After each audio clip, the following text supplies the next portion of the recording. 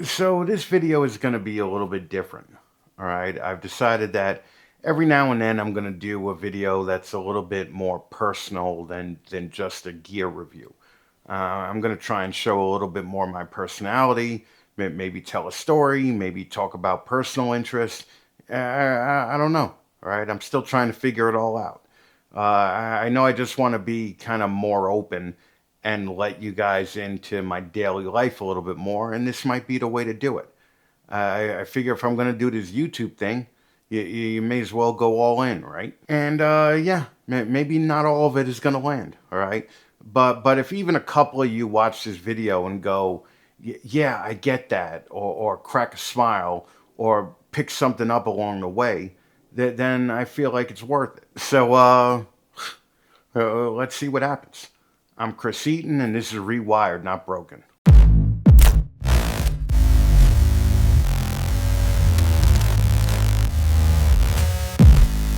So, August 13th, 2023. That's the day that everything changed for me.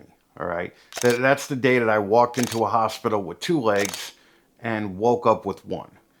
But before anybody starts with the sympathy comments, you could save it. All right. This wasn't something that happened to me. I chose to do this. Yeah, let that sink in for a second. Because most of you, when you hear the word amputation, you think accident or tragedy or bad luck. For me, this was 8 years in the making, okay? It was 13 operations, 13 times being told that this might fix it, 13 times going through the whole process, the pain, the recovery, the hope, and then right back to square one again. For 8 years, my legs were in constant pain, all right? Not I'm having a bad day pain, all right? I'm talking about the kind of pain that sits with you every second of the day like it pays rent, okay? Every step felt like a negotiation, all right? Every plan had a question mark attached to it. And then finally, one day after another doctor's appointment and another ultrasound, the doctor hits me with, well, we could try one more surgery, but there's no guarantee, all right? It might last 2 months, it might last 5 years. And that wasn't a solution for me. That was a gamble. And at some point, you get tired of gambling your life on maybe. So yeah, I made the call, cut it off. And just to go a little deeper for a second, the reason I was even in that position, we're pretty sure it was some kind of hereditary arterial disease, all right? Something that was apparently baked into me from day one. And I didn't even know it. I was adopted back in 1973. I never met my real parents, so I had no medical history on either one of them. So there was no warning labels here. There was no, hey, watch out for this down the road, all right? So I'm out there living life, all right? I spent my 20s and early 30s playing in bands, running around Hollywood, smoking, partying, doing all the dumb stuff you do when you think that your body's indestructible. Turns out it wasn't.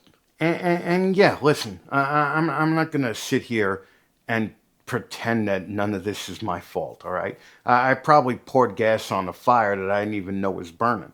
But here's the thing, all right? Even knowing all of that, the decision to cut off the leg wasn't about losing the leg, all right?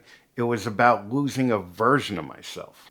Because when you're forced to make a call like that, you're not just changing your body, right? You're basically saying goodbye to who you used to be, all right? The way you moved, the way you thought, the way you showed up in the world, all of it, all right? And I thought that I was ready for that. And look, I knew I was going in with two legs and coming out with one. I'm not an idiot. But what I wasn't ready for was how literally everything would change. All right. I'm talking about the stupid little things nobody warns you about. Getting out of bed, getting dressed, moving around your own place that suddenly feels like it belongs to somebody else. Stuff I've done my entire life without even thinking would now become a full-on planning and strategy session. And another thing, I'm sure anyone who's in a wheelchair could understand, no one prepares you for the looks, the quiet, sympathetic looks from people who don't know you, but suddenly feel like they understand your whole story, all right? Or all of a sudden, you're somebody's life lesson, all right? Somebody's reminder to be grateful for what they have. And you didn't ask for that. That's the part that messes with your head. Because it's not just physical, it's your identity, right? It's looking at your life and realizing the old way isn't going to work anymore. And you got two options at that point, all right? You could sit there and keep trying to force the old version of you to try and survive in a world where it doesn't fit anymore, or you build a new identity. And that's where I'm at now. I could still do most things that you guys could do, right? Just slower.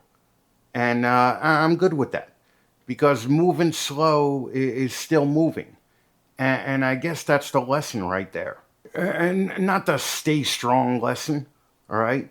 Not the never give up lesson, all right? None of that cat poster on the wall garbage. The real lesson is this: at some point, life is gonna take something from you, all right? It might be your health, it might be your job, it might be a relationship, it might be the version of yourself that you thought that you were gonna be forever. It's gonna be different for everybody. And when that happens, you don't get to hit the rewind button, all right? You don't get to go back to normal.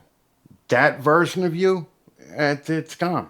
So the move isn't to sit there wishing things were different. The move is to rewire yourself, right? You figure out new ways to do the things that you've always done.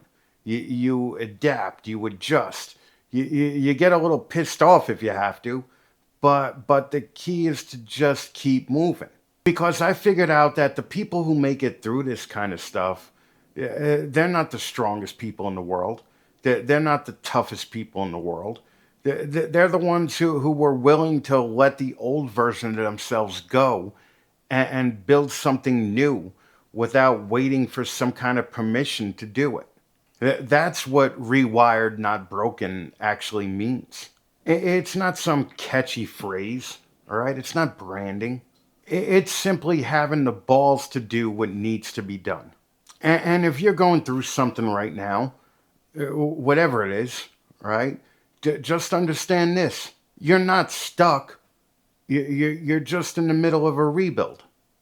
I don't know if this video really helped anybody, but hey, if there's a chance that it did, then I'm glad I did it. All right, guys. Till next time, stay loud, stay a little bit reckless, and go out and make something.